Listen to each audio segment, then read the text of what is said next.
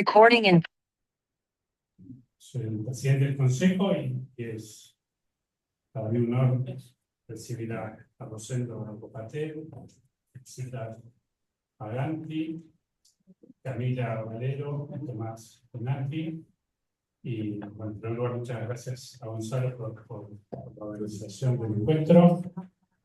Yo voy a decir básicamente algunas de las inquietudes que tengo desde mi perspectiva como alguien de un think tank, lo que es las nuevas formas de comunicación, ¿no? Esto yo lo he hablado con Gonzalo, Sí, hay que ponerlo en concentración de espejo. con varios de ustedes.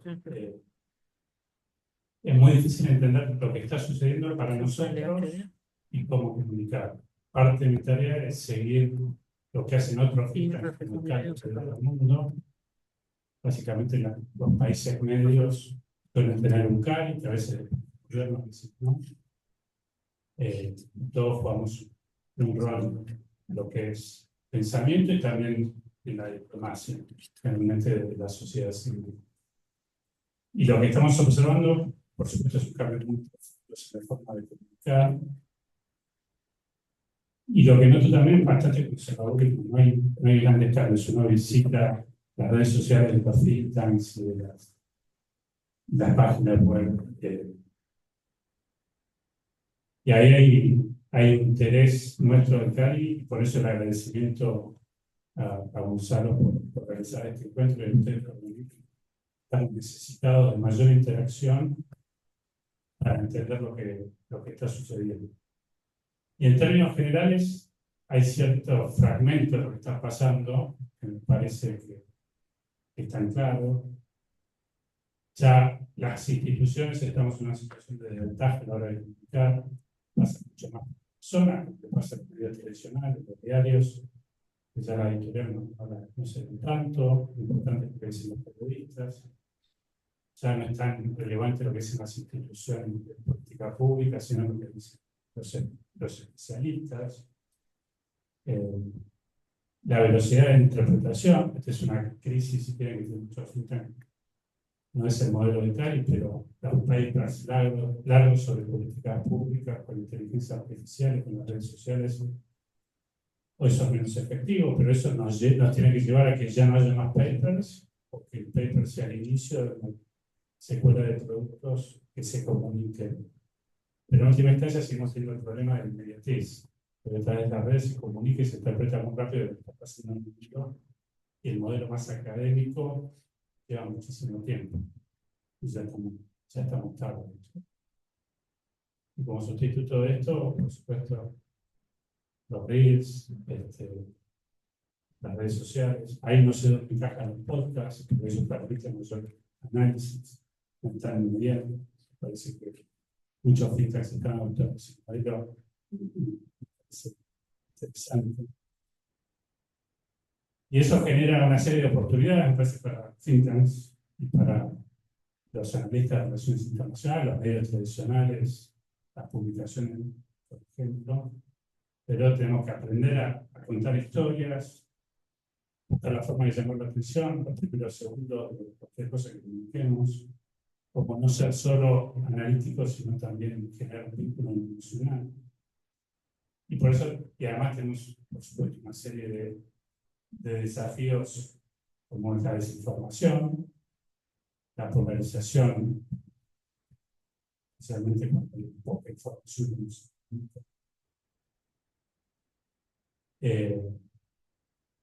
Entre otros tantos desafíos. Así que agradecerles una vez más y sepan que este espacio está abierto por consejo para lo que necesiten, para hacer iniciativas en común.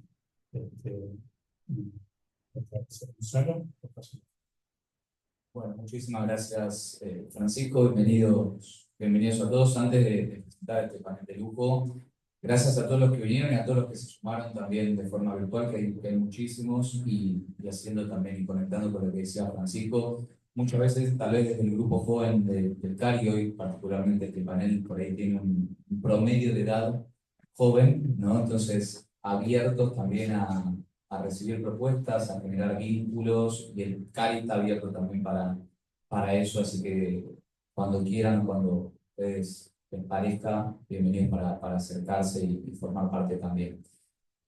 Brevemente, la idea es hacer un panel con ida y vuelta, un panel dinámico, donde ustedes también puedan preguntar. Felicítense que haya de Londres, pero bueno, primero voy a presentarlos rápidamente. Rosendo Grobocopatel es emprendedor y creador de contenido, fundó Constelaciones, una empresa de comunicación que crea comunidad y posiciona marcas en redes sociales.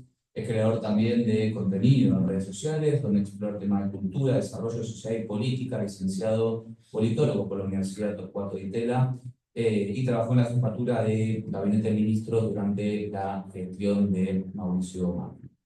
Felicitas Paganti, que la estamos viendo en el frío londinense, abrigada lejos de lo que es el calor de la ciudad de Buenos Aires, periodista multimedia, con más de 6 años de experiencia, ahora está trabajando en The Times, hace poquito tiempo fue que empezó a trabajar ahí.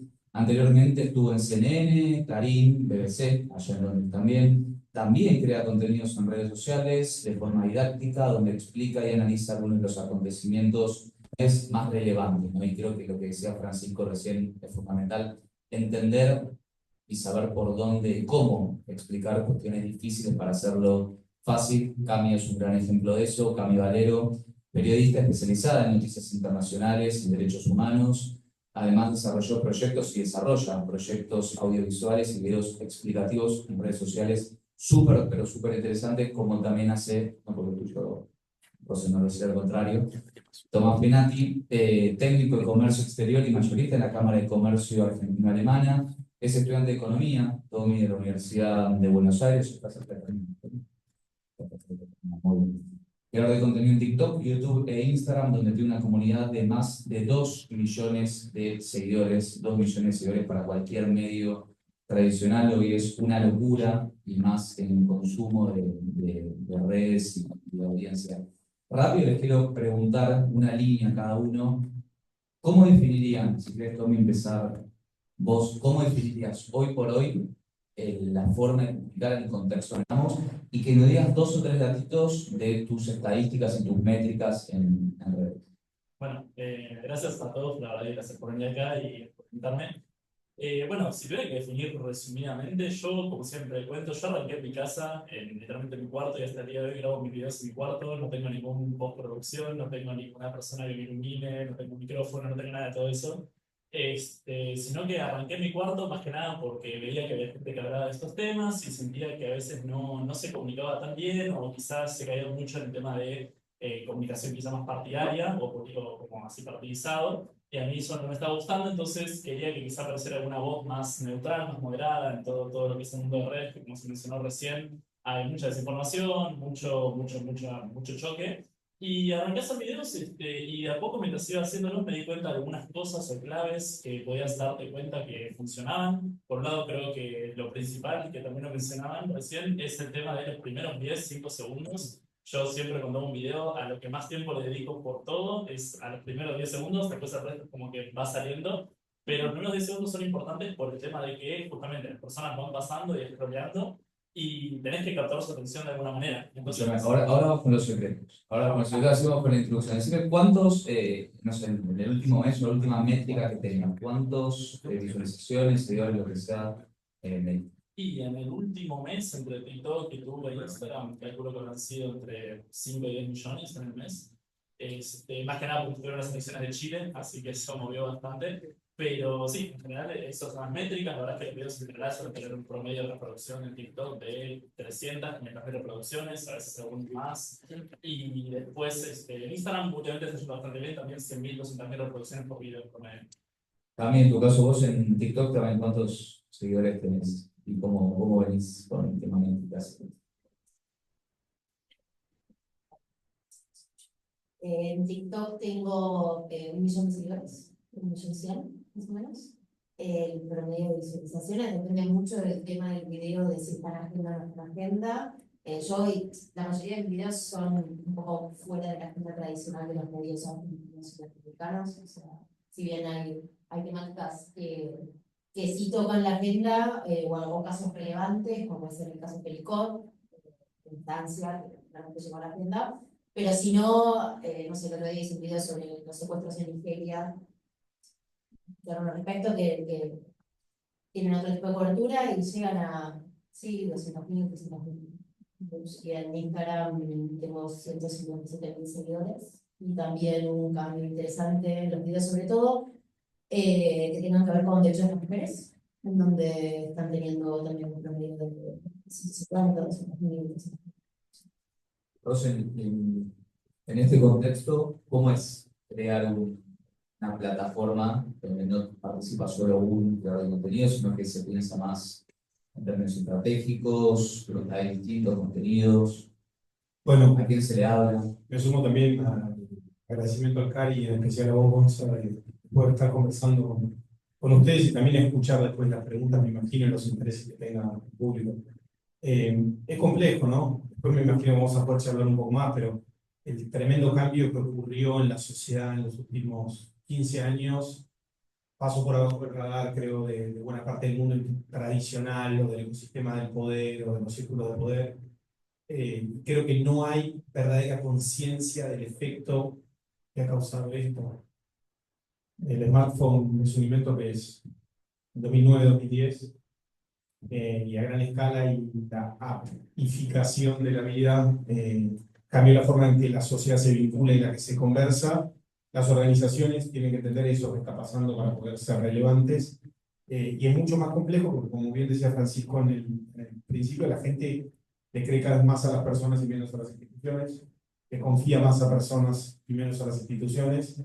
Y eso es un problema para quienes nos gustan las instituciones, para quienes pensamos que las instituciones tienen algo importante que aportar, porque nos complejiza la democracia, nos complejiza los think tanks o las organizaciones que quieren crear políticas públicas. Por otro lado, le da acceso a un montón de personas a la conversación, que me parece que es una parte buena, democratizante, sobre todo para alguien que es un liberal político como lo soy yo. Pero bueno, gestionar en eso es un caos, y es un caos complejo. Y te visitas allá de Londres, ahora te toca, más allá de ser creadora de contenido y pensar un montón de contenidos, te toca formar parte de un staff de un medio enorme como es The Times. ¿A qué se están enfrentando también los medios, ¿no? Desde ese lugar, digo, con tu perspectiva de creador de contenido, con tu perspectiva de nueva comunicación en esta era en la que estamos viviendo, pero aplicado también a las instituciones, como bien decía, conociendo que muchas veces es difícil hacer moldear el nuevo contenido en instituciones que ya vienen de hace un montón de tiempo? Bueno, de nuevo, como dijo Rosen, gracias por la invitación a Gonza y a todos. Sí. ¿Los Vamos, escuchan? ¿O no?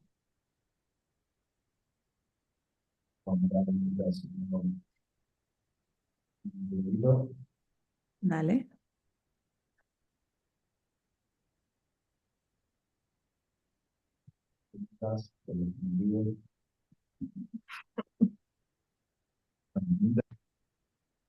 a ver, Tommy, si no, mientras te voy dando también para que completes lo anterior. A ver, ahí Félix, no sé si ¿Ahí me escuchan? No, sí, me escuchan, no. se escucha la parte. Bueno, mientras Tommy, sí, contanos esto, ¿cómo, desde dónde, en lugar de economista, desde dónde surgió también la cuestión de decir, pues, quiero contar noticias del mundo y entro por acá? Y a mí me pasó que, más que nada, yo como digo, arranqué en mi casa por esta situación de que veía que había mucha gente que hacía contenido y bastante poco imparcial, lo cual me daba un poco de bronca, también gente que opinaba y que se da cuenta que no había tanto conocimiento profundo de lo que estaban contando. Y dije, bueno, voy a arrancar cualquiera, me agarró una pandemia, dicho sea de paso, o sea, a mí entonces yo estaba trabajando y estudiando, pero todo virtual, de marzo hasta agosto en mi casa y como no sé, no sabía qué más hacer, dije, bueno, ¿cómo hacer videos? Y bueno, arranqué y se pasó como un hobby así de pandemia, terminó siendo algo más masivo. Y la verdad es que, como digo, yo creo que algo que mencionaba Rosendo, lo interesante es eso de que las redes sociales están democratizando a las personas que puedan acceder a la comunicación, lo cual yo siempre digo, a mí el periodismo, la comunicación me interesaba, pero yo no tenía ningún contacto de la familia, de mis amigos, de nadie, y sentía que iba a ser imposible para mí. Entonces nunca vi el lugar de relaciones internacionales, periodismo, etcétera. Y como de un momento para el otro, con las redes sociales eso terminó cambiando.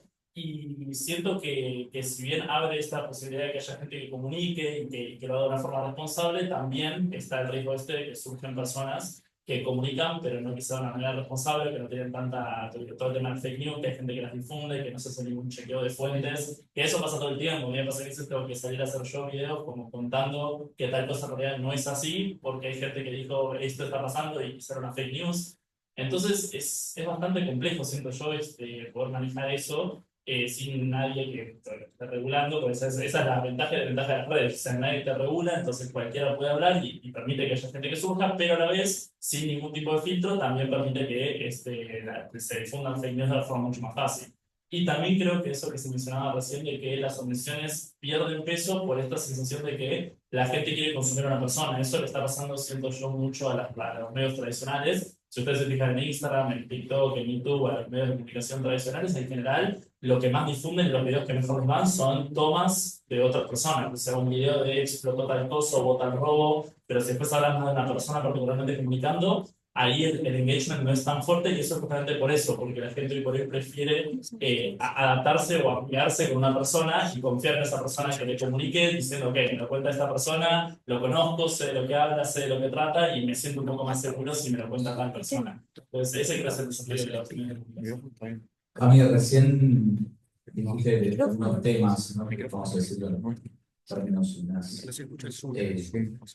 pocas de emoción funcionan mejor en redes sociales, también a veces son temas horribles, temas que tocan contar de violaciones, situaciones de guerra, viste en Sudán hace poco tiempo. ¿Cómo haces para conectar esa realidad en el lugar en donde viajás, donde trabajás, después llevarlo a un video de un minuto y medio, 2 minutos, que son las grandes dificultades que a veces, por ejemplo, en la televisión encontramos de aportar algo para hacerlo fuerte, entendible y que genera al mismo tiempo impacto? Primero, gracias, porque no es muy mal, no mal educada. Gracias a todos por seguirme, es un placer estar acá con todos y feliz de escucharlos también después de hacer preguntas. Es un desafío siempre. Ahora, a mí me parece importante, siento que se habla de creación de contenido y de qué manera puedes contar algo muy complejo, que tiene muchísimas aristas en tan poco tiempo y tratar de captar la atención y tratar de entender cuáles son las condiciones y demás. Quizás volver a las bases, o sea, para mí siempre es importante, estamos contando una historia, que esa quizás es la parte de decir, bueno, resumo, no puedo contar todo en 3 minutos, no entra, eso es imposible. Ahora, hay que hacerlo empático, hay que pensar que la persona, que la audiencia que lo está mirando, está viendo videos de cualquier otro tipo de entretenimiento que disfrute y que vos le apareces en el medio, ¿no? Y de qué manera captar la atención sin ser sensacionalista, sin mentir, sin exagerar, pero generando un poco de empatía. Entonces, a veces personificar los puntos. Vamos a ayudar. Bueno, ok, conocí a una mujer que estaba estudiando aviación en una situación preguerra y se desata la guerra civil. Con esa historia a veces puede ser el ejemplo de muchas otras historias que se pueden fundamentar con datos y con contexto sin hablar de un territorio que culturalmente nos queda muy lejos, Argentina, digo, como desde la cultura, desde lo geográfico, desde las tradiciones, bueno, hay formas de empatizar y de hacerlo cercano, ¿no? Entonces, hay algo que vine hablando estos últimos días que me parecía que es, bueno, volvamos a un poco la infancia y a contar cuentos, sin mentir, pero hay algo de ese tipo de relato que lo hace mucho más ameno, por más de que te esté contando que en Nigeria secuestraron niñas para casarlas. Es tremendo, bueno, la realidad del mundo son tremendas, es así. Ahora, ¿de qué manera podemos hacer que a alguien le importe, que lo escuche, que esté atento, que no quiera volver al video del baile o del perrito que le gustó, o sea, que de alguna manera se pueda comprometer? Y sí me parece importante, a lo que decía Tommy, bueno, hay mucha gente que la democratización de las redes y de realmente hacerlo para todos está buenísimo, pero no dejen de pensar que las personas que estudiaron y que tienen conocimientos tienen un diferencial. O sea, hay un diferencial en haber estudiado, en tener esos conocimientos, en haberse preparado, en estar acá y participar en estos encuentros y poder aplicarlos a esos videos. O sea, porque si un video corto no tiene que ser banal. puede ser profundo el contenido, puede tener datos, puede aportar algo. Salir un poco del yo pienso que y hablar un poco de situaciones, de fuentes, de lugares, digo, me parece que es súper importante y que realmente, si bien hoy en día las personas tienen más popularidad que las instituciones, puede ser una moda también. Pronto la gente se puede cansar y se puede dar cuenta que las personas también pueden mentir y que quizás una institución está respaldada por datos y por fuentes y por investigaciones. Entonces, hay que estar preparado para mí a la hora de hablar. Súper interesante. Bueno, Feli, ahora sí que te tenemos, creo que lo que dijo Cami justo da pie, ¿no? A lo que decíamos de las instituciones, los medios y esa adaptación también. Y sobre todo que ahora lo estás viendo un poco a ver, no desde afuera de las redes, pero sí desde afuera de la Argentina. ¿Me escuchan ahora? Probemos primero. Sí, ahí mejor. Hay A que ver, subirle a la subimos tele. un poquito de volumen No, ¿A y la habla tele más no podemos fuerte. subir? se escucha mejor, así que ya estamos cerca. Vamos de a poco. Bueno, ustedes me dicen. No sé si Sí, quieren sí, ahí que estamos. para probar ahí, ¿sí? Subile, Genial. subile, falta más volumen. ¿Me tiene un botón la tele? ¿Vieja escuela? Ahí va, ahí está. Ahí va, a Ahí ver. vamos. Lo A veo. ver ahí. Va, Dale más vamos. zurdo. Hay que subir el Genial. volumen. Ahí está, perfecto. Es tan complejo como subir el volumen. Bueno, gracias primero por la invitación a Gonza y nada, y me encanta verlos. No puedo ver a todos acá, pero sí a los chicos y nada, un placer compartir con ustedes. Un poco viendo desde el lado de instituciones periodísticas, obviamente siempre depende de cada una. Hay algunas que están un poco más avanzadas en algunas cosas y prueban con formatos nuevos y otras que recién están arrancando. O sea, no sé, en el equipo de BBC Mundo, que es el equipo que estuve trabajando hace 3 semanas, ahora ya cambié, pero BBC Mundo es un ejemplo para mí de innovación periodística en un montón de cuestiones. Ellos nunca se limitan a nada y son la BBC. BBC Mundo es como el equipo español de la BBC. Y me parece que ahí un poco lo que decía antes Tommy también, si bien la gente cree más en personas que en instituciones y todo, BBC Mundo logró, como hay otros medios que también lo han logrado, pero yo hablo desde el equipo que trabajé, como instalar ciertas caras, que es que el equipo de video, y crear comunidad a través de esas caras. Entonces, como la gente ha conectado mucho con, no sé, parte del equipo, sobre todo que ha estado hace mucho más tiempo, no sé, Ana María Roura, que es una periodista ecuatoriana que hace años que trabaja en BBC Mundo, entonces la gente conecta mucho con Ana cada vez que la ve, o con Jorge Pérez Valeri, un periodista venezolano que trabajó también para CNN antes, pero como creo que han entendido que la gente conecta con humanos y esos humanos son pocos, entonces no es que aparecen todos los días caras nuevas, aparecen siempre las mismas caras y eso es lo que ha generado que también la gente conecte con ese medio. Y después, por lo que está pasando ahora en The Times, bueno, hay un poco es lo que pasa en muchos medios periodísticos, como todavía están en ese proceso lento de entender cómo se hace, están abiertos, que eso es lo bueno, a explorar, pero como que todavía es todo muy, está pensado muy como la tele llevado a las redes, más que un contenido, o sea, un formato diferente para las redes. Así que nada, todavía las discusiones creo que siguen y van a seguir, pero sí es interesante cuando medios tan masivos y grandes que uno cree que nunca te van a abrir las puertas para hacer algo diferente, lo hacen y ahí es donde creo que hacen el diferencial. Feli, y de la comparación en los medios británicos y los medios argentinos, ¿quién está más avanzado, si se quiere, en términos así de comunicación digital? Yo creo que, bueno, hoy justo antes de unirme acá estuve en otra conferencia de periodismo y creo que discutimos todos lo mismo en todos lados y excepto algunos, como les digo, que observé, sí, parezco que estoy como con la camiseta puesta de ese mundo, pero que siento que están haciendo un trabajo muy bueno y que sobre todo siendo un medio tan grande que se animen a hacer cosas que quizás otros te dirían, no, eso no es periodismo serio, no, eso no se hace en con una empresa periodística y ellos lo hacen y no les importa nada y funciona.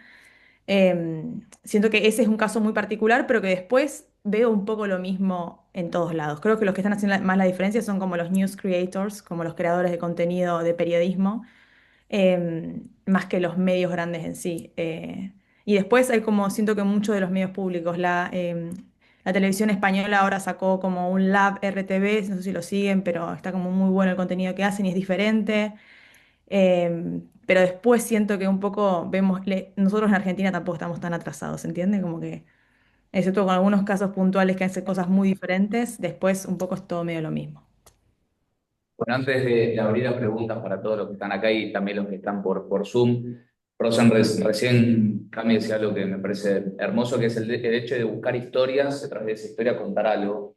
En tu caso vos también creas contenidos que son un poquito más largos también de lo que se puede consumir en redes sociales, para YouTube, y bueno, Cami también los hace, pero vos buscas mucha historia en el interior del país, historias muy puntuales, súper fuera de la caja, ¿no? Historias totalmente distintas. ¿Qué es lo que te lleva también a contar eso? El hecho de visibilizar algo que si no quedaría visibilizado, el hecho de que simplemente te gusta, que te contás una atracción especial. Me dispara algo lo que me preguntás. Quería hacer un contrapunto con algo que había dicho Cami, que quedé pensando. Lo primero es, la esfera pública es una arena de disputa, una arena de disputa ideológica, una arena de disputa de sentido. Yo siento que a Argentina le falta mejorar su conversación, mejorar su esfera pública, y sobre todo que hay una oferta que no está representada dentro de la tradición argentina general, y específicamente en nuestra generación, la tradición liberal, de la cual yo me siento parte, heredero, y de alguna manera con la cual converso y pienso. Entonces, salí a ejercer un rol de responsabilidad con él, si quieres poner de alguna manera. Lo siento así. O sea, siento que obviamente son mis ideas, es la reflexión de mis ideas con otros, un camino de aprendizaje, pero también es el ejercicio de representar a un universo de personas, sobre todo con una vocación generacional, que piensa la realidad de una manera que me parece que no estaba representada. Entonces yo salté y eso es lo que me ordena. Y una cosa de la que me quedé pensando que decía Camille es, yo siento que es un vehículo muy artificial la institucionalidad, ¿no? Si uno lo piensa en la serie histórica, en el desarrollo de la humanidad, del humano, es una idea profundamente moderna, es una idea que tiene máximo 500 años, 600 años, la idea de poder conversar de esfera pública a esta escala, y es muy, la democracia en este formato moderno de 200 años. Es una cosa muy extraña que la gente le cree una institución, es más bien una anomalía de la historia. Es más normal que la gente le crea a personas con un universo de proximidad y demás. Pero el experimento raro fue la cosa enciclopedista, 1700, 1800, 1900. Lo más normal es lo que nos está pasando ahora, obviamente, con esta anomalía que está en Instagram, y es la tecnología más sofisticada que se inventó en la historia de la humanidad y más transformadora y disruptiva. Hay que entenderla de esa manera, que es la tecnología de Internet y la hiperconexión y todo lo que vino después de 1991 para acá, digamos. Entonces, en ese sentido, me cuesta pensar que las organizaciones vuelvan a tener ese sentido de legitimidad tan grande si no utilizan las herramientas de la época para pensar y para conversar en la esfera pública. Entonces, es muy distante todo lo que hace el universo institucional para dotarse de legitimidad. Qué difícil adecuarse también, ¿no? Para las instituciones. Bueno, abrimos a preguntas, totalmente libre. Quien quiera romper el hielo, quien quiera empezar.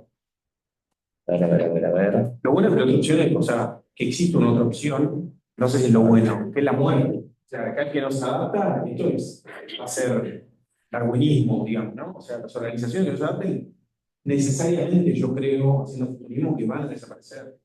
Yo creo que vamos camino a un gran universo. En Inglaterra está pasando, ¿no? Los dos medios conservadores más relevantes, esta semana se está hablando de una fusión, o sea, desaparece el medio, el Telegraph, el Daily Telegraph. Vos lo vas a saber como yo, pero en 171 años de publicación posiblemente va a desaparecer.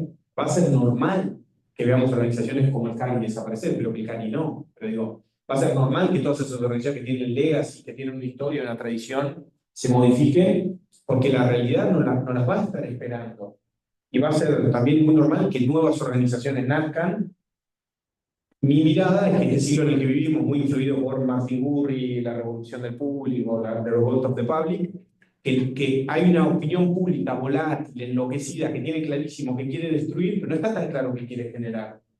¿Qué viene después de los medios? Es muy fácil decir, TN no está bueno, no me gusta cómo comunica internacionalmente. Ok, ¿cuál es la otra opción? ¿Qué viene después? No me gusta el Congreso, no me gustan mis representantes. También, pero fue una herramienta bastante pensada, digamos, que tuvo décadas y décadas de desarrollo. milenios, ¿no? Si seguimos una línea histórica. ¿Qué viene después de esto que queremos destruir, no? Y me parece que ahí no hay capacidad inventiva de lo que nos gusta la democracia deliberativa. No están proponiendo un carajo, perdón el criollo. No estamos proponiéndole mucho a la vida pública. O sea, ahí me parece que va a haber algo interesante. O va a desaparecer por las malas, o intentamos que se renueve por las buenas. Pero, ¿Puedo preguntar? Sí, claro. ¿Querés sumar algo también? pregunta. No, adelante, adelante. No, me interesaba, por ejemplo, No, ahí. no, me interesaba un poco en esa línea, porque digo, me parece que las instituciones lo que sí tienen es un efecto integrador, Sí. porque si no es que se salve el que pueda, ¿no? Digo, y el que pueda, que se destaque el que pueda, digo, al revés. Entonces digo, si no está la institución, imaginemos, ¿no? No está la institución y demás, ¿quién certifica? ¿Quién valida? Porque un poco lo que yo decía antes era algo de la credibilidad, si no es siempre tu palabra contra la mía. Y hay un punto en donde, por lo menos mi criterio y mi forma de hacer periodismo es, yo intento no dar mi opinión, siempre hay un sesgo. Digo, a la hora de elegir qué datos cuento, qué historias, relato y demás, siempre hay un sesgo. Pero si no, terminamos en una discusión que a mi criterio es bastante banal, de yo pienso esto, vos pensás aquello, y nunca construimos a futuro. Digo, hay algo de eso que está sucediendo en este momento para mí, que es un poco lo que decía recién, de bueno, no hay ideas, hay un punto donde nos estamos dedicando a pelear. ¿Y qué hay después de eso? O destruimos todo, ya está, listo, hasta acá llegamos. No, si quiere comentar algo. Bueno, mi nombre es Víctor Nasimov, le agradezco al Cari la invitación. Quería hacer puntualmente a Rosendo una pregunta. Cuando hace referencia al aparatito. El aparatito contiene algoritmos. Los algoritmos son dueños 3 o 4 empresas mundiales. Una cosa es la manipulación, que no se puede evitar. Otra cosa es las noticias falsas.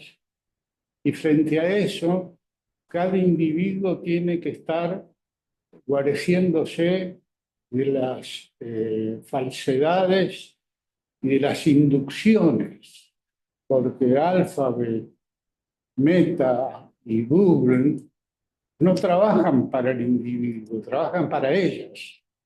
Entonces, lo que le quería preguntar a Rosendo es cómo formamos una esfera de defensa frente a esta cuestión tan relevante. Metiste la pata cuando agarraste el celular. Mira, conviven en mí tensiones, como la de la mayoría de los individuos, salvo los que andan en lista que tienen todo claro. Convive en mí una mirada optimista de lo que ocurre, porque yo creo que los grandes hacedores de la fake news eran los medios tradicionales, históricamente. Lo que pasa es que ahora les molesta que perdieron el monopolio de la creación de la fake news. Clarín, La Nación, Infobae, Hábito, Página 12. Por poner un ejemplo, quiero poner una sofisticación a esa mirada tecnopesimista de que nacieron las fake news con las redes sociales. Que no es verdad. La fake news, lo que sí había en el periodismo, y para hacer una defensa de una institución, es un procedimiento hacia las noticias. Había roles, había un editor, había un periodista, había que chequear información, había que chequear fuentes y demás. Eso es un oficio que está formado de una manera y que aseguraba de alguna manera que el output tenía una cierta calidad, y creo que sí. Conforme la esfera pública se torna más plebeya y menos jerárquica, bueno, hay problemas.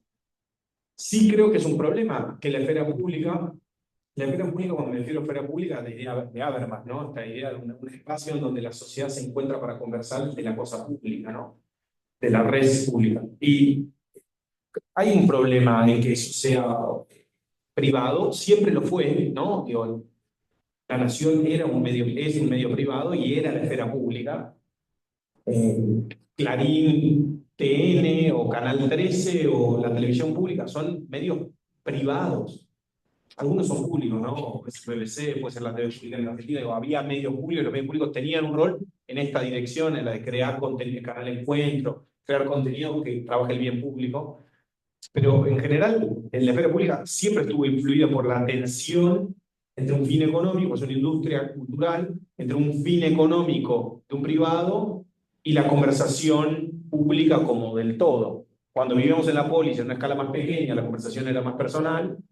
Ahora que vivimos en un país gigantesco y el mundo está hiperconectado, bueno, sí, hay problemas. Yo creo que tenemos que avanzar en preguntas sobre cómo se regulan este tipo de lugares en donde conversamos, cómo se regula la conversación en Twitter, o que es algo que, de vuelta, es una pregunta complejísima la de regular, porque entras siempre a la misma tensión de regular la libertad de expresión, regular contenido, ¿no? Pero definitivamente me parece que vale la pena hacernos la pregunta, si no, vivimos controlados o dominados por una conversación sobre la cual no tenemos ningún tipo de control. Eso erosiona definitivamente la democracia de las instituciones. Me ofreces un comentario y después leemos la del chat. Sí. No, por un lado, con lo primero que mencionaba, esto de la certificación, yo ahí coincido con Rosendo, o sea, hubo un montón de épocas en las cuales los medios tradicionales también desinformaban, o sea, porque pasa. No creo que sea algo particular de las redes sociales, y es más, yo creo que ahora la diferencia es que son los consumidores los que eligen quiénes quieren comunicar, porque antes era, no, la certificación era si yo soy amigo del dueño del canal, tengo un programa propio. Y ahora eso ya no está pasando. Por eso a veces me pasa que vos ves periodistas tradicionales que tenían toda una trayectoria enorme, que ahora quizás hacen contenido propio y no los escucha nadie. Y eso es por eso, porque quizás esa persona no es que fue elegida por la población como una persona de veracidad, sino que simplemente un canal lo puso ahí. Ya sea porque era muy bueno haciendo su trabajo, ya sea porque tenía contactos y relaciones. Entonces creo que por un lado eso se rompió, y hoy por hoy los que están surgiendo son gente que genuinamente las personas dicen me gusta eso. Y hablando del tema de los algoritmos que se mencionaba recién, yo creo que el algoritmo es mucho más democrático que el medio tradicional, porque el algoritmo funciona en base a lo que a la gente le gusta. La razón por la cual TikTok e Instagram funcionan como funcionan es porque te muestra exactamente lo que a vos te va a gustar. Y creo que esa es la gran diferencia con los medios tradicionales, que hoy quizá pelean por la atención de la gente, porque no entienden esa dinámica a veces, creo yo, de que la gente quiere consumir lo que le gusta y tenés que adaptarte al público y no que el público se adapte a vos. Yo creo que ahora la relación está siendo distinta por esa razón. La gente ya no se tiene que adaptar y elige lo que le gusta consumir, y yo creo que esa situación es mucho más democrática y además mucho más barata. O sea, tener un creador de contenido, un ejemplo, no sé, aquellos que consumen streaming, Martín Sirio es un streamer más famoso de Argentina, tiene miles de personas que lo siguen, llenó 2 estadios haciendo una comunicación, y él graba todo en su casa, no tiene un equipo de postproducción, no tiene 5 oficinas y 5 pisos el 9 de julio. O sea, entonces no solo que es mucho más atractivo para la gente, sino que es mucho más barato además. Ahí y lo dejo también planteado también como cuestión. Yo un poco diciendo con eso, Tommy, digo, el objetivo último tal vez de los periodistas o de los medios a veces es que la gente también consuma algo que no quiere ver, ¿no? No siempre hay que darle bandeja. Muchas veces, lo dice Daniel Haddad, Infobae desarrolló una inteligencia artificial que tiene la capacidad de que cada usuario único que entra a su sitio web tenga una home distinta para leer las noticias que a la persona le interesa. Bueno, hay veces que el rol de los medios, o también de los periodistas y los comunicadores, a mi forma de ver, es mostrar, como decía Cami, la realidad. No siempre esa realidad es lo que el otro quiere consumir o lo que quiere ver, pero me parece que es uno de los puntos de debate que está planteando también esta nueva era, por eso es tan relevante e importante este diálogo. A ver, si tenemos una pregunta ahí. Hay una pregunta de Ina Colonela que dice: ¿cuál es la opinión de los panelistas sobre el efecto que tienen sobre los adolescentes el uso de los celulares y de las redes sociales? Especialmente a la luz de la última denuncia contra Meta sobre su falta de control sobre la veracidad de la declaración de edad por parte de los usuarios de las redes. Eli, ¿querés ir? O sea, ya te tiramos el fardo de... Tiraron el perdón. No, la verdad es que no tengo muchas cosas para decir, más que es cierto que lo sabemos y me pasa incluso a mí que son adictivas las redes sociales y el celular y todo genera, ¿no? Como uno se va a acostar y la luz del teléfono no te deja dormir y de pronto son las 3 de la mañana, o sea, no soy quien para dar discursos sobre los adolescentes ni nada, pero sí puedo decir que es necesario como un tipo de límite al consumo que los más chicos están teniendo, porque a mí, yo incluso que necesito consumir para poder tener más ideas, o sea que es medio raro, pero de pronto digo, este es mi trabajo, entonces me justifico con eso. Me doy cuenta que de pronto paso horas y horas y eso no es saludable. Y con respecto a la filtración de datos por parte de las empresas o que se intercambian datos de usuarios, tampoco son cosas nuevas y no sé de qué manera podríamos también regular eso o a nivel gubernamental o no sé de qué manera se pueden manejar los monopolios de la tecnología. Sinceramente, esa es mi opinión muy vaga sobre el tema. Tampoco soy una experta. Quizás ustedes allá puedan responder mejor.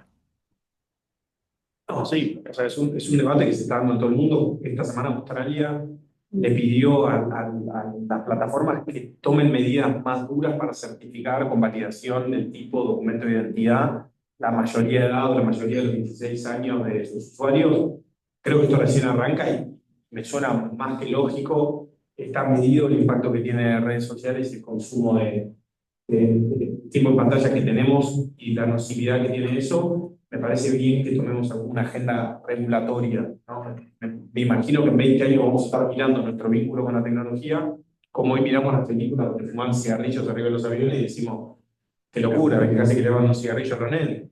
Me parece que está buena la pregunta sobre la salud, siempre viene atada a un pánico moral, como si fuese el fin del mundo. Hay que, como siempre, encontrar una instancia de regulación lógica. Me parece que, perdón, no, iba a sumar eso, que me parece que sí es obviamente que multidisciplinario, o sea, desde un lado institucional está bueno que,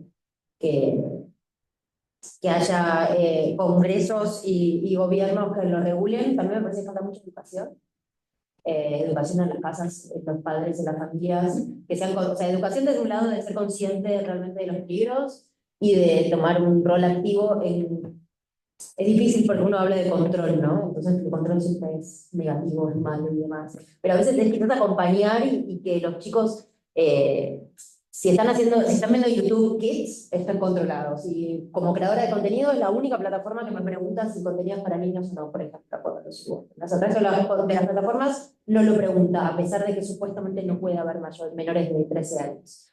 Pero más allá de eso, me parece que sí es interesante desde un rol familiar, que las personas que acompañen a menores de edad sí puedan tener conversaciones abiertas sobre lo que ven y sobre lo que se encuentran, porque es 99% probable que los chicos vean cosas que no están en la edad capacitados para verlos, para entenderlo, para comprender la profundidad.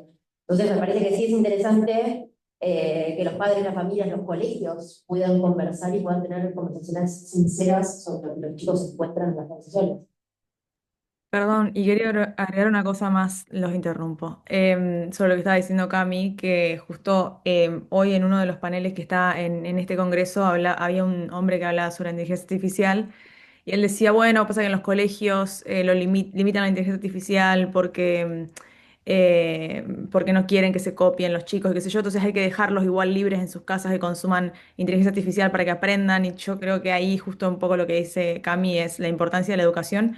Pero también pasa muchas veces que las familias tampoco tienen esa educación. Entonces yo creo que es como la educación atraviesa todas las generaciones un poco. Creo que ignoramos mucho los efectos que puede traer las redes sociales, la inteligencia artificial, el uso del celular. No paniquear, como dice Rosen, pero sí creo que hay una falta de educación a nivel generacional igual también, que eso hace que después los chicos también estén consumiendo un montón, porque quizás los padres tampoco entienden la importancia. Yo creo que también iba a recalcar el tema de la educación, pero porque creo que lo que siempre pasa con la educación y las escuelas es que siempre hay quizás mucho más atrás de lo que evoluciona la sociedad. No solo, por ejemplo, hablando de educación financiera, también, o sea, distintos tipos de educación de temas de todo lo que es informática, o sea, creo que siempre va un poco atrás y las redes es parte de eso. Yo creo que tiene que haber más educación en las escuelas de cómo consumir de forma responsable las redes sociales. Al igual que, no sé, por ejemplo, el tema de, no sé, el consumo de Coca-Cola, el consumo de azúcares, el consumo de un montón de cosas que en las familias un poco se regula por los papás. Entonces creo que esta es una de esas otras cosas que tenés que controlar. No darle, por ejemplo, tu celular a tu hijo de 4 años y dejarlo con eso durante 5 horas porque no tenés ganas de no hacer, como pasa mucho eso también. Creo que a veces la regulación de cómo consumirlo también depende de las familias. Y también creo que, además de todo esto, Yo veo un futuro más pesimista que la docena en ese sentido. Yo creo que ahora que estamos hablando de que Meta sacó sus anteojos para poder empezar a hacer cosas de tus ojos, que Elon Musk está viendo insertar microchips en los cerebros, yo creo que vamos a un mundo mucho más conectado a las redes sociales que distanciándolo.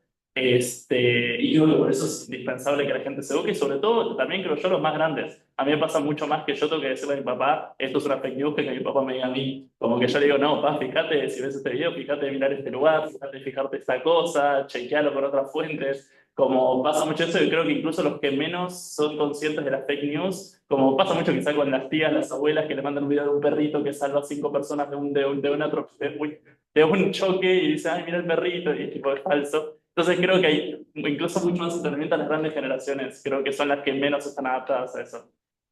¿Preguntas? Sí, está muy abierto, muy lindo todo esto, por eso quiero aprovechar la variedad del panel de los temas que estuvimos tocando, desde la credibilidad, la noticia poco constante, la facilidad de comunicar. Hablábamos recién del control. No quiero ponerlo de ejemplo, pero sí para analizarlo. China no le da TikTok a los menores de 12 años. Se lo prohíbe. ¿Tienen un TikTok? Sí. No sé el nombre. Un TikTok. ¿Es control eso? Sí. Por eso. Pero sería algo interesante para cuando vemos esto del uso de redes para menores y de educación. Por otra parte, a los menores de 15 años le dan 4 horas máximo para pantalla. También, ¿es control o simplemente? Es bueno, tenemos que tratar de buscar esa adaptación. Por un lado, cuando hablamos de la credibilidad, hace un rato, sobre todo las instituciones, yo creo que el mayor riesgo que tienen las instituciones grandes, serias, es la de exponerse. Porque es tan fácil criticar hoy en día que se puede decir algo no tan bueno que se le da con todo, entonces la institución pierde un poco, no de credibilidad, pero sí pierde esa fuerza institucional que trae sin exponerse. Por eso que los temas son muy grandes y desde el punto de vista de la facilidad de comunicación, es imposible poder regular esto que estamos viendo, ¿no? Tanto sea el uso como la presentación institucional. Quisiera saber la opinión de ustedes de las. No, pensaba en lo de la credibilidad de las instituciones. Entiendo la manera de pensar de decir, bueno, no nos exponemos, digo, no cuidamos. El tema es que las generaciones más jóvenes no te conocen. Entonces, cuidás la credibilidad para las generaciones más grandes que siguen creyendo en ese sistema. Me parece que lo que está pasando es que el sistema cambia y un poco no hay adaptación a ese sistema y se animan a jugar el juego de que, bueno, que critiquen.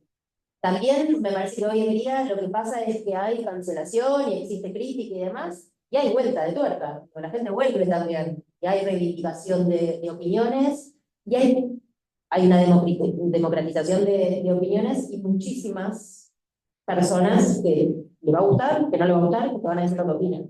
Me parece que el peligro de mantenerse firmes en la opinión es desaparecer, es morir en silencio. Realmente no tener nuevos integrantes de las instituciones, abrirse. No sé qué opinas, institucionalistas. No, pienso que es posible y es deseado. Siempre que alguien diga que no se puede regular algo, a mí me preocupa. Y de vuelta, no porque necesite exceso regulatorio, sino porque si uno me parece que es como medio derrotista. Y todas las industrias de la comunicación tuvieron regulación estatal. Todas se desarrollaron con regulación estatal. El periódico, la radio, la televisión, Internet. Es un desarrollo del ejército estadounidense. No hay que ir muy lejos. Y redes sociales, de la misma manera, digo, la tecnología, usamos el 4G, el 5G, tecnología militar, todo tuvo regulación y me parece que hay que discutir la regulación. Yo digo, ¿qué me preocupa a mí? Hay una necesidad, que es algo que mencionaba Camila en la intervención anterior, de que para vivir en comunidad tiene que haber quienes pensamos que la democracia deliberativa nos lleva a un mejor lugar, que tiene una promesa ontológica, que la promesa es que si yo escucho al otro voy a llegar a un mejor argumento. Es una locura la promesa, es bastante moderna la idea.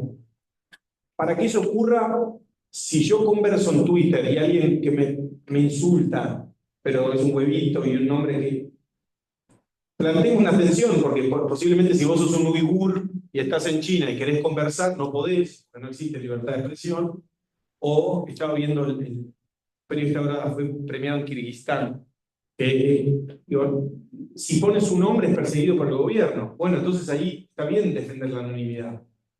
Pero por otro lado, esa anonimidad conflictúa para una conversación pública en donde yo converso con mi nombre y mi apellido. O sea, y la agresión que en digital ocurre nunca en la vida, en persona me agredió nadie. Desde hace 3 años que hago contenido, nunca pasó ni una vez. Y digo temas polémicos, digo cosas que molestan y lo ve mucha gente. Y en redes sociales, sin embargo, cada vez que hay una cosa recibe una catarata de insultos en general de anónimos. Porque es verdad que la distancia es muy difícil agredir a alguien. Eso es una cosa que en la conversación humana, física, sigue siendo muy valiosa. Entonces plantea tensiones. Yo quiero que nos lo preguntemos, que las instancias de regulación en Argentina tengan una conversación de cómo logramos crear una esfera pública de valor. Que no sea simplemente agredir, que sea preguntarnos temas complejos intentando escuchar la mirada de los que piensan distinto. Entonces, yo estoy a favor de la regulación. En la Argentina siempre me da susto, porque en general hay sobreregulación y los que regulan hacen más cagada que soluciones, pero igual creo que vale la pena dar esa conversación. Pelito, ¿me tienes si nos seguimos con preguntas? No, yo más que nada le doy una cosita que mencionabas, que yo también creo que, bueno, en Argentina, siento que se pasa mucho que se compara a veces con sociedades asiáticas, con Singapur, con Japón, con Corea, con China, y creo que la gran diferencia es que justamente en esos países también los estados tienen un mayor control sobre su población y sus habitantes. A ver, en Argentina el 35-40% de la población trabaja formalmente y los argentinos tienen 200.000 millones de dólares declarados, así que creo que en ese contexto pensar que el Estado va a ser capaz de regular las redes sociales, que es mucho más difícil que siquiera regular, como digo, cosas básicas como el empleo formal, creo que en los países latinoamericanos, por eso abogo mucho más a la educación yo, porque siento que los estados latinoamericanos no podrían tener nunca la capacidad de China, por lo menos ahora. O sea, aspiro que las instituciones funcionen mejor y que los estados tengan mayor capacidad de control para, no control en el sentido de autoritario, sino el control de poder hacer que las cosas funcionen como en Europa, de tener como tasas bajas de informalidad, por ejemplo. Entonces, por eso hago más por la educación que por el control, porque creo que va a ser muy, si llega a ocurrir, va a ser muy ineficiente el control de los medios o de las redes en este contexto, y la educación, por otro lado, forma a las personas para que en cualquier contexto se puedan enfrentar ante fake news, ante distintas cosas, y sepan cómo reaccionar a eso. Entonces, yo hago más por el lado de la educación. Acá teníamos, si querés vamos acá después. Bueno, ya que está con el micrófono. Buenísima la charla, gracias. La pregunta es bien concreta. Creo que parte de lo que cuando hablan de las instituciones y las personas, a mí las instituciones les ofrecían cierta certidumbre a perfiles como los de ustedes, ¿no? El sentido de un plan de carrera, búsquedas y demás. Ustedes, en concreto, ¿qué es lo que ambicionan? O sea, perfiles como los de ustedes, ¿qué es lo que buscan? ¿Qué buscan el día de mañana en el día de una reemplazo?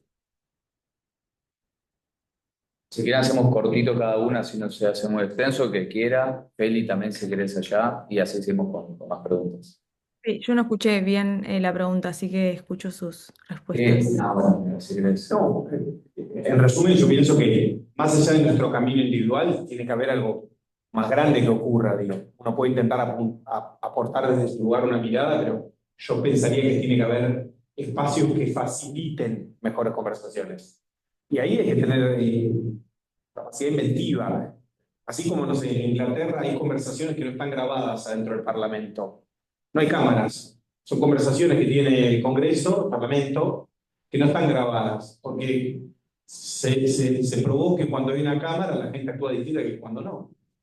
Cualquiera que conozca a políticos se da cuenta que los tipos se saludan normalmente, se prende una cámara y es una locura. Pero podemos pensar instancias donde ocurran esos lugares de conversación. El CARI creo que lo es. El CARI es un lugar que no tiene símbolo político partidario o ideológico, entonces es un espacio de conversación de muchos. ¿Cómo ocupa un lugar el CARI como institución más amplia adentro de la conversación pública? Me parece bueno. Realmente a través de muchos de nosotros que nos interesan los temas internacionales somos parte de esa red. Que la institución se corre del lugar central, donde ordena por su jerarquía, y es más bien una plataforma donde muchos vienen, donde muchas voces se representan. De la institución, me imagino como la institución como facilitadores y redes, y es necesario que construyamos eso de una manera inteligente, y los creadores o las personas que quieren formar parte de la conversación pública tienen que hacer su recorrido individual.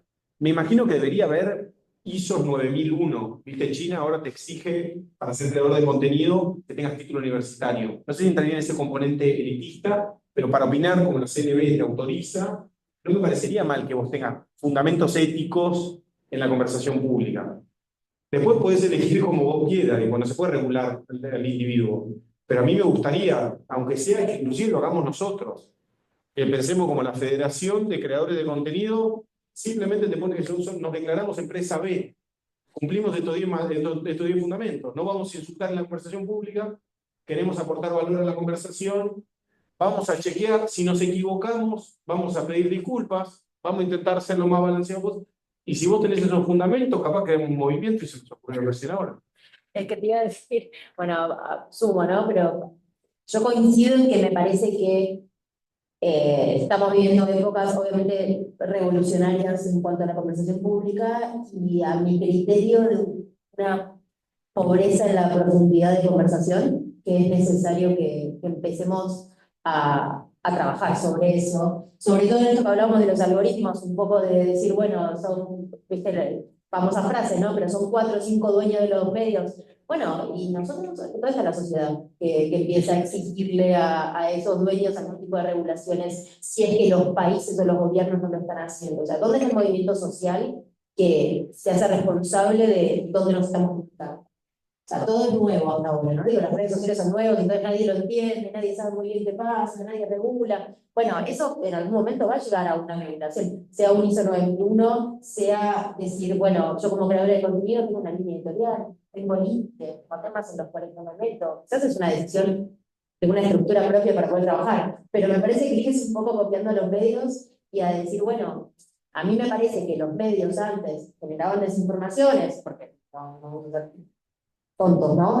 Digo, como se generaba, había intereses, había empresas que pautaban y que no se tocaban ciertos temas, había empresas que ponían plata para que no se hable de esos temas. Ahora, había una sociedad que responsabilizaba a esos medios si esos medios mentían. Y se dejaba de consumir o había algún tipo de responsabilidad del medio de decir, no, yo no puedo hacer esto. Tenía un rol social, o sea, el periodismo tenía un rol social. Me parece que hay un poco que volver a eso y a decir, bueno, los creadores de contenido, si quieren ser periodistas o si quieren comunicar, tienen que ser responsables a la hora de hablar. Así que bueno, nada, pues quizás hay una federación también. Feli, ¿querés sumar algo allá? Seguimos con... Sí, un poco coincido con los chicos. Creo que todo es demasiado nuevo y todo va tan rápido que a veces es difícil de, como de frenar un minuto y decir, bueno, ¿qué hacemos con esto? Y como que todo va avanzando y vamos viendo sobre la marcha. Yo creo que en un par de años vamos a ver algún tipo de regulación o la federación de eso, ¿no? Como de creadores de contenido o algo por el estilo.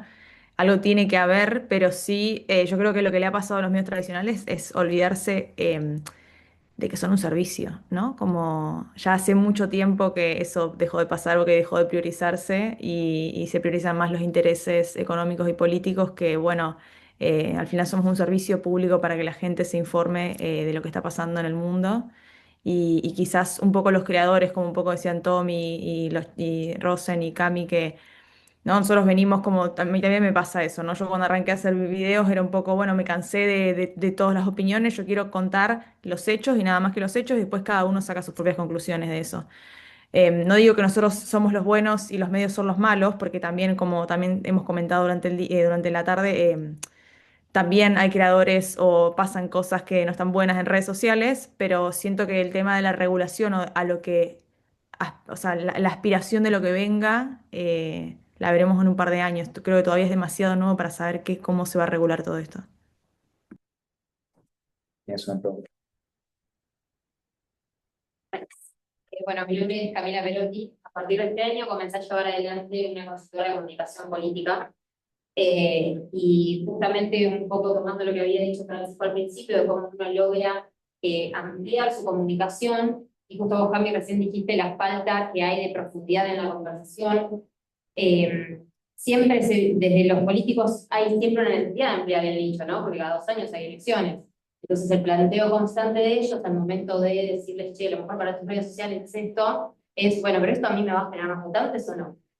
Entonces mi consulta va más desde el lado de, y también conectándolo con lo que dice Rosendo respecto a que cuando aparece una cámara los tipos se dan vuelta, cómo se puede ampliar un nicho en una persona que también representa una institución, ¿no? Porque el político no deja de representar un partido político, y realmente es una comunicación muy complicada. Yo me dedico a esto hace muchos años, pero recién este año comencé como a tomar la batuta y la decisión final de lo que se comunica. Entonces, bueno, mi pregunta va más desde ese lado de cómo se amplía el nicho de una institución. Si por ahí, Rosendo, vos me puedes responder un poco más en la cuestión política, sobre todo. A ver, yo creo que hay que tener el mismo prisma para ver cualquier cosa, ¿no? O sea, por lo menos así lo pienso. Yo, a diferencia de los chicos, o sea, de Camila, de Feli, de Tomás, yo soy militante político. Yo tengo una mirada de la realidad y quiero empujar mi mirada de la realidad a la esfera pública. Los chicos, sobre todo Cami, pone que Feli ve una presión más formal del periodismo. Tommy desde la creación de contenido. Yo, a diferencia, no busco objetividad. O sea, no soy neutral, soy un liberal político. Me gusta la democracia, me gusta el pluralismo político y soy un tipo que cree en algunas variables, libertad económica. Eso para hacer una diferencia. Che. No es que yo sopeso, sí, obviamente, intento ser plural, pero no soy neutro, eso para decir. Me voy dedicando al anterior. Con respecto a tu pregunta, cualquier tipo de comunicación para mí hoy en el siglo XXI lo miro como si me pusiese unos anteojos, los de Matrix, no ver ceros y unos. Decodifico que funciona creando conversación y que esa conversación que sea relevante cree una comunidad. No importa quién sea. Eso funciona para el Cari, funciona para Andes, una marca de cerveza, funciona para un producto de belleza, funciona para un influencer o para Pablo Tobillino.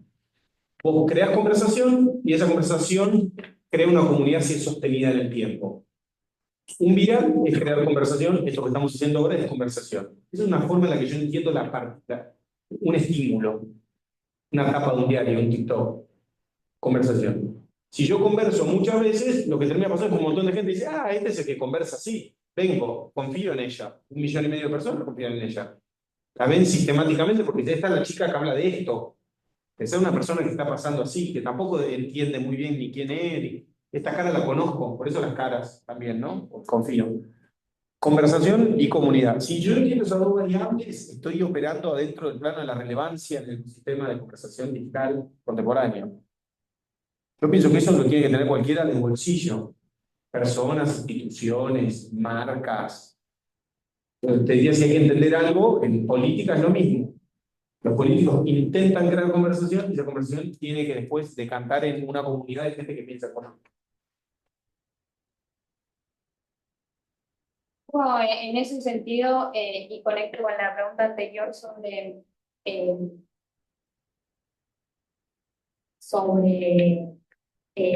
bueno, esto de darle a tu audiencia lo que quiere o lo que sabes que te va a gustar. Y cómo hacen, la pregunta es, ¿cómo hacen para mantener esa comunidad, generar comunidad, pero sin hacer que eso se convierta en una burbuja de información? ¿Te parece que sumamos más propietarios escritos y si querés vos también tenías? Sí, sumamos varias. Hola, ¿cómo están? ¿Me escuchan? Bien. Ante nada, gracias porque la verdad que el panel es excelente. No voy a demorar mucho con la pregunta. Pensando en la problemática de la falta de regulación que estaban hablando ustedes recientemente, lo quiero conectar con una posible o pseudo-gerontocracia de la dirigencia argentina. ¿Está la posibilidad de que todo esto no se haya abordado porque tenemos quizás una dirigencia que está más cerca de la Segunda Guerra Mundial que de la inteligencia artificial e imposibilita poder entender esta problemática y por eso imposibilita la resolución de la misma? Y tenemos una más escrita, ¿no?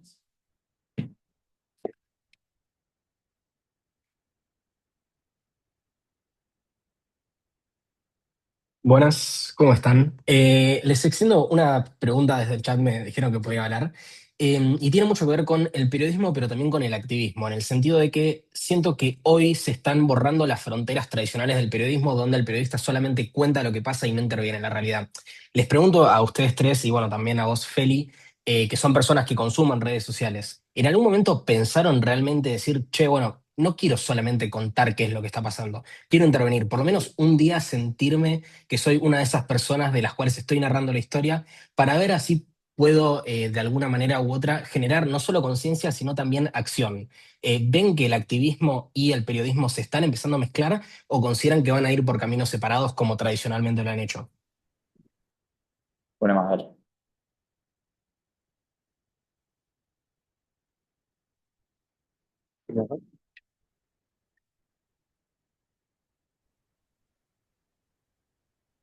Bueno, no sé si quieren que haga yo también mi pregunta o van a contestar primero la pregunta de Sumamos. Sebastián. Adelante, adelante, sumamos. Bueno, la mía es bastante diferente, eh, que va a algo que ustedes mencionaron con mucha frecuencia, que es educación. Como persona que ha dedicado toda su vida y a practicarla, como alumna y como docente, me gustaría un desarrollo un poco más específico de cuáles son los aspectos que deberían darse en el mundo, en las escuelas, en la educación familiar. De esas ya hablaron un poco. Me gustaría más de las instituciones. ¿Qué aspectos específicos? Para dar un ejemplo, ¿a qué me refiero? Especificidad. Por ejemplo, en lugar de sacar horas de matemáticas, que es el área en la cual uno accede a los... A ver, creo que se corta un poco ahí, pero entiendo que era sobre sí, sí, sobre la educación y el desarrollo. Bueno, a ver, ¿quién quiere tomar? Ser- voy a hacer una cosa, la voy a poner por escrito. Dale, así lo complementamos ahí. Bueno, a ver, distintos temas: burbuja, dirigencia política generacional, fronteras y educación. ¿Cómo quieren? Reparto. Meto cuatro piñas juntas. Burbuja, hay un documento anterior, Jonathan Haidt escribió un texto, un libro muy importante que se llama The Anxious Generation, o la generación ansiosa. Se transformó en un libro mainstream, un bestseller de la conversación sobre el uso de los celulares. Es muy loco porque es un libro con el cual no coincido, digamos, en el enfoque, no me parece que aporta tanto valor. Y es contradictorio con un documento que él hizo antes, después se lo voy a compartir en Google Drive, donde se agarró, como profe de NYU, todos los grandes dilemas que hay en torno a la comunicación y puso los estudios, el research duro que hay, si es concluyente o no. Entonces agarró y dijo, las redes sociales generan que la gente sea más polarizada. 5 estudios que dicen que sí, 5 estudios que dicen que no, 5 inconcluyentes. Es un documento de 200 carillas, un documento colaborativo de un doc. Y no hay claridad de que se generen burbujas. Es más bien una idea que instaló de vuelta el gatekeeperismo anterior en los medios tradicionales. Yo pienso que gran parte del relato, fake news y contra los medios, las redes sociales, es los medios perdiendo su espacio de poder, y es lógico. Es un factor de poder que es menos relevante, entonces dice que adentro no es real. Uno se encuentra todo el día en redes sociales con cosas que me molestan, que me gustan, con las cuales coincido, no coincido. Es mucho más complejo que estamos encerrados en una burbuja, pero la realidad no lo demostró. Y Haidt en ese documento muestra 5 o 6 estudios re interesantes. Con respecto a la genantocracia, última cosa que digo, en el 68 se inaugura una mirada con el mayo francés, pendejocéntrica y juvenilcéntrica en Occidente, que me parece que es mentirosa. Yo creo que hay mucho respeto por lo intergeneracional y que las generaciones anteriores tienen mucho para aportarnos. Entonces sería más respetuoso de que creo que hay mucho valor en toda esa gente mayor, entre comillas. Habiendo dicho esto, las transiciones generacionales en ningún momento de la historia se hicieron amablemente, porque es muy difícil ceder un lugar de poder. El poder, una vez que uno lo tiene, lo quiere sostener, es la naturaleza humana, lo lamento. Entonces ahí sí tenemos que trabajar inteligentemente para ir jubilando a toda velocidad y aprovechando el conocimiento de una generación distinta para generar un trasvasamiento generacional. Yo resumí primero a lo que mencionabas acá de cómo hacer contenido. Milei decía, O sea, si Milei no fue una buena forma de ver cómo las redes sociales generan que una persona pueda atravesar el nicho, pueda atravesar burbujas y comunicar, yo coincido con Rosendo. A mí me pasa a veces que yo voy a comer a McDonald's y la persona que atiende a McDonald's me dice, che, bueno, estudió de geopolítica o de economía y no estudió nada de eso, o en la calle, o sea, como en ese sentido yo noto que, por ejemplo, en mi caso particular no hay una burbuja particular de que a mí me consume la gente que le encanta la economía y las relaciones internacionales, sino que hay gente que en el día a día quizá usa mis videos como una forma de información pequeña, breve. Entonces ahí creo que también coincido, no sé si hay una burbuja, sino que los contenidos se van mezclando. Y creo que en relación a cómo hacer el contenido, yo creo que más que nada depende mucho del tema de si sos... depende de la persona a la que estás intentando comunicar. O sea, si la persona es atractiva y puede traer cosas interesantes, yo creo que simplemente tenés que dejarlo hablar. Y si habla y es entretenido escucharlo, directamente hacer eso. Y si no, si es más difícil, ahí yo creo que la masividad es lo que sirve. Hacer 500.000 videos y de alguna forma alguno la pega. Creo que a veces depende mucho de la persona en la que estés hablando, tenés que adaptar ese contenido a la persona, y no es como ahí siento yo una regla mágica, sino que cada contenido se viraliza de formas distintas.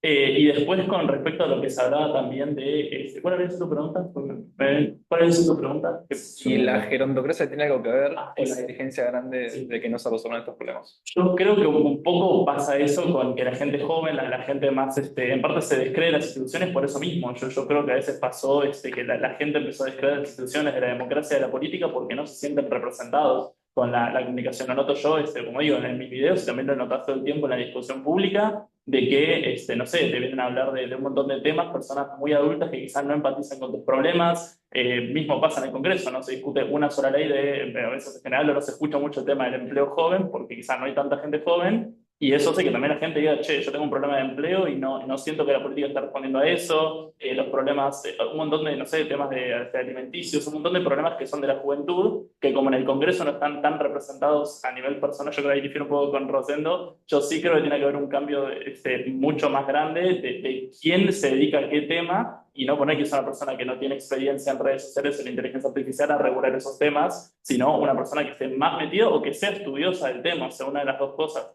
Pero sí creo que eso para mí no solo genera estos problemas, sino que también para mí dañó la relación de la gente con las instituciones, y las redes sociales lo visibiliza más, porque es una persona que habla de un tema que te gusta y decís, che, esta persona habla de algo que me interesa, está copado, y después en la política no siento que eso se represente o se traspapela eso. Y creo que las redes sociales para mí evidenciaron eso, o sea, la falta de conexión entre las instituciones y la política con la gente, y creo que va a ser las instituciones las que van a tener que reparar ese puente si quieren seguir siendo relevantes en este nuevo mundo, de empatizar más con la gente. Cami, podemos con Felicitas. No, me pareció interesante pensar que un poco el rol de los asesores, la política de acceso es ser especialistas para personas que quizás no lo son, y que me parece que justamente una discusión tiene que ser desde distintos ámbitos. O sea, que hay algo en la edad y la trayectoria que tiene una enseñanza, que no pueden ser solamente chicos que se criaron con TikTok hablando sobre TikTok, porque si no, ¿para qué tenemos la historia, no? Digo, si no vamos a aprender de lo que ya pasó, ¿qué vamos a hacer? Así que me parece que también hay un juego interesante para observar, por ejemplo, cuando salieron las noticias sobre el Congreso de Estados Unidos, que iban los titulares de las distintas redes sociales al Congreso, y lo único que escuchamos a nivel popular eran los chistes sobre cómo preguntaban cosas que parecían incoherentes, ¿no? Entonces digo, bueno, al final hay algo de una lucha de poder ahí en ese momento, de visibilizar solamente cuando las personas erraban desde el desconocimiento, en vez de tratar de impulsar conversaciones más interesantes utilizando las dos partes, ¿no? Digo, toda la trayectoria, porque hay un punto en donde, como hablabas antes de la esfera pública, bueno, las redes hoy son la esfera pública, serán virtuales, pero es donde se da la conversación y es donde se planta. Y por otro lado, me quedé de tu pregunta con otra parte quizás a la que hablaban los chicos de la última, que es la parte de, bueno, se hace contenido, que creo que es una creencia popular, ¿no? Digo, hay que hacer lo que el público quiere. Bueno, para mí no hay que hacer lo que el público quiere. O sea, que hay que tener en cuenta cuál es el público, pero si no, sos un esclavo del público y el público va a querer que hagan lo que quieras. O sea, si no hay una decisión de los creadores de contenido, de sea cual sea el contenido que hagan, de realmente ser fieles a sus intereses y a sus propuestas, o sea, si vos caes en hago solamente lo que funciona, para mí pierde interés. O sea, primero que estamos haciendo lo mismo. todos los mismos temas, estamos todos opinando de la misma manera, no hay distintas opiniones, no hay una conversación interesante, no hay un discurso interesante. O sea, a mí eso de darle el poder al público y toda esa idea de democracia tiene un ida y vuelta, bueno, no siempre es así, o sea, es algo de discutir igual, ¿eh? Ahí te transformas en un prisionero del rating cuando vas a la tele. Exactamente, bueno, lo mismo con la historia, chicos, lo mismo con la tele. Si no, terminamos todos en showmatch cortando los políticos, porque lo único que es una... Porque ¿cómo hacer para construir comunidad sin estar todo el tiempo, bueno, dando eso, lo que la gente quiere escuchar y lo que funciona, lo que te funcionó una vez y lo volvés a hacer? Cortito, perdiéndole miedo a las métricas. Perdiéndole miedo. Si no funciona el próximo, bueno, no funcionará. Chao. Feliz de allá. Coincido, bueno, con un poco con lo que han dicho todos para no repetir, pero hablando de esto último que menciona Cami, yo creo que ella ya lo ha dicho antes también y lo hemos hablado, pero hay un montón de historias que son súper interesantes, que no son parte de la agenda y a la gente le interesan. O sea, está como esta idea de, primero que hay que hacer todo lo que la audiencia quiere y después como a la audiencia no le va a interesar, por ejemplo, no sé, que eso pasa mucho en Argentina, de que quizás nos pasan tantas cosas que, ¿no? Que los medios tienen como si fuera un nicho las noticias internacionales, porque creen que la gente no le interesa, a la audiencia no le interesa lo que está pasando en el mundo. Bueno, justo hoy, en este momento, están pasando muchas cosas, pero usualmente, antes de que explote todo por todos lados, yo creo que hay un montón de interés, incluso cubriendo temas como las mujeres en Afganistán, las mujeres en Irán, qué está pasando. La gente de pronto dice, uy, che, yo no sabía de esto. Y un poco respondiendo a la otra pregunta que hizo Sebastián, si bien eso no es directamente activismo, de una forma u otra estás diciendo, ¿no? O sea, estás poniendo sobre la mesa una posición que tenés sobre un tema, por más que intentes ser neutral para evitar, no sé, dar opiniones sobre algo. Yo creo que los temas que elegís, la manera que lo contás, por más que no des tu opinión, por algo los elegiste. Entonces, de una forma u otra, ahí estás poniendo cosas importantes sobre la mesa y estás haciendo una especie de, no sé si de activismo, pero sí de, che, esto está pasando y esto es importante y hay que hablar de esto. Y eso queda en la mente de la gente, ¿entendés? Bueno, eso es por lo menos mi opinión. Vamos, si le parece, con la última pregunta, si ya estamos. Buenas tardes, gracias por la invitación. Gracias a ustedes. Quería hablar un poco del tema de la regulación, también el tema de la política y los estados, de los gobiernos. Si ustedes creen que los gobiernos seguirán en el futuro con esta obsesión de querer tener un mayor control sobre las redes sociales, contenido multimedia, etcétera, o si adoptarán una visión más realista, por así decirlo, de aceptar que, bueno, como vivimos con la tecnología y lo hemos controlado, o construyendo conclusiones. ¿Qué dicen los gobiernos con respecto a esto, tanto realidad como este tipo de cuestiones incluye desinformación y demás temas? ¿Te lo quiere tomar? Dos cosas. Primero, en Brasil vivimos hace poco un conflicto muy grande entre una plataforma de redes sociales privada y la justicia país, ¿no? Twitter o X en Brasil. Y me parece que es evidencia de que un Estado soberano se puede plantar frente a una plataforma y la plataforma también operar en consecuencia. Y Twitter dejó de operar en el país, creo que el segundo o el primer mercado más importante que tenía Twitter. Brasil dejó de operar por principios ideológicos, por principios, por fundamentos ideológicos de más, también por una mirada muy firme de la Corte brasileña, del Tribunal Supremo, de lo que ellos pensaban que se podía o no hacer. Eso es uno. Y después, para hacer el recorrido histórico, la verdad que en las redes particularmente hay un nivel de penetración y un nivel de fuerza muy grande, pero todo medio tuvo un rol y una intervención pública, que tuvo una regulación, y está bien que así lo sea. No hay que renunciar a la función regulatoria de esta época libertaria que vivimos. La regulación puede ser buena, es necesaria, para eso está el Estado. Alfred Hitchcock, un gran director de cine, va a ser época dorada del cine en Hollywood, 40 a los 50, todo el tiempo los relatos de cómo hacían las películas era cómo hacían para esquivar la regulación que no les permitía mostrar que una mujer levante la pollera por arriba de la rodilla. Entonces, ahí tiene que haber una regulación. El horario de protección al menor después de las 10 de la noche lo vivimos nosotros. O sea, fue hace 10 años esto, que sigue existiendo como ley, ¿no? pero hay que regular las redes sociales. No hay que ceder a la cuestión de que no se puede hacer nada, más allá de que hay complejidades y somos países que no somos los ordenadores del orden internacional o los lugares donde estas compañías están fundadas, por decirlo de alguna manera. Tiene sus complejidades, pero hay que animarse. No, sí, yo también coincido en eso. Yo creo que el problema de las redes sociales es que como evolucionan tan rápido, porque qué sé yo, hace 3 años, 4 años, TikTok apenas existía y quizás lo que estaba de moda era Instagram, hace 3 atrás, Snapchat era el momento. Entonces es como también va evolucionando tan rápido que creo que el problema de la política, que ahí creo que va por otro lado más grande, que es digitalizar la política, hacerla mucho más rápida y adaptarse a los nuevos contextos. Porque si no terminás regulando algo que hace 10 años salió y que quizás ya hoy por hoy es obsoleto. Y yo creo que el problema que va a tener la regulación en las redes sociales va a ser ese, que va a terminar quedando obsoleto cualquier regulación, porque si se tarda tanto en aprobar una ley y hacer todos los procedimientos para que eso ocurra, va a terminar, y sobre todo en un país como Argentina, porque creo que hay países como Estonia que son un poco más avanzados en eso, pero en un país como Argentina creo que va a estar siempre atrás. Es como pasa con la educación, también terminamos estando siempre atrás de lo que viene. Y eso creo que no va a ser muy difícil para regularlo. La otra es tener un gobierno omnipresente que te regule, te controle todo. Pero bueno, creo que el caso de Argentina no va a ser ese.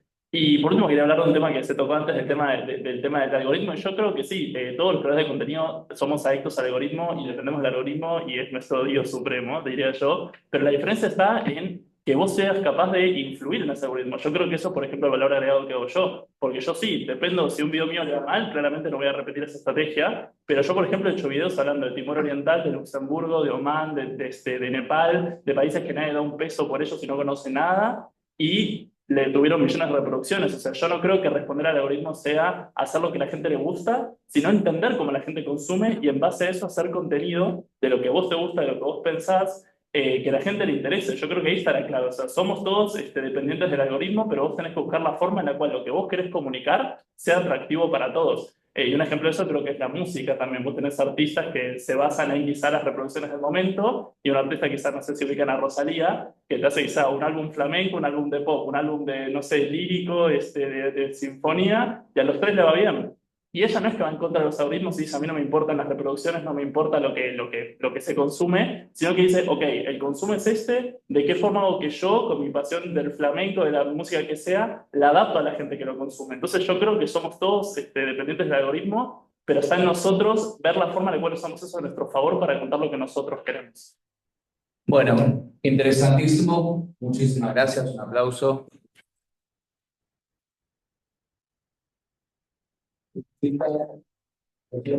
Camila y sobre todas las cosas, Francisco de Santibáñez, el presidente del CARI, por permitir y abrir también las puertas. Creo que como para cerrar, me parece que quedan un montón de preguntas abiertas y sobre todo desafíos, ¿no? Por debatir, de jugar a ver lo que vimos acá, lo de hoy creo que va a ser parte de los años que están por venir, que va a trascender indudablemente a las cuestiones generacionales, que va a trascender a las instituciones y que en algún momento se va a tener que plantear un debate serio, formal y a otros niveles también, pero por eso es tan importante empezar por acá, ¿no? Y escucharnos entre nosotros y plantear también este tipo de conversaciones que claramente son parte de nuestra realidad. Así que gracias por venir, por sumarse también por Zoom. Te envidiamos un poco, Felicitas, que ahora vas a salir ahí a pasear por Londres. Nosotros nos vamos a cabo por Buenos Aires, pero lo lindo que es Buenos Aires.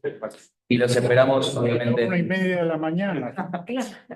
en el CARI. Y repito lo que dije al comienzo, puertas abiertas siempre para quienes estén estudiando. Desde el Grupo Joven hay un montón de iniciativas, está el voluntariado también del CARI que se renueva cada semestre. Tenemos desde el Grupo Joven propuestas también para recibir papers una vez al año en un concurso, talleres de desarrollo profesional, vamos a las universidades, también vienen las universidades acá, así que 100% abiertos a proponer y buscar puntos de contacto y cooperación. Así que muchísimas gracias a todos.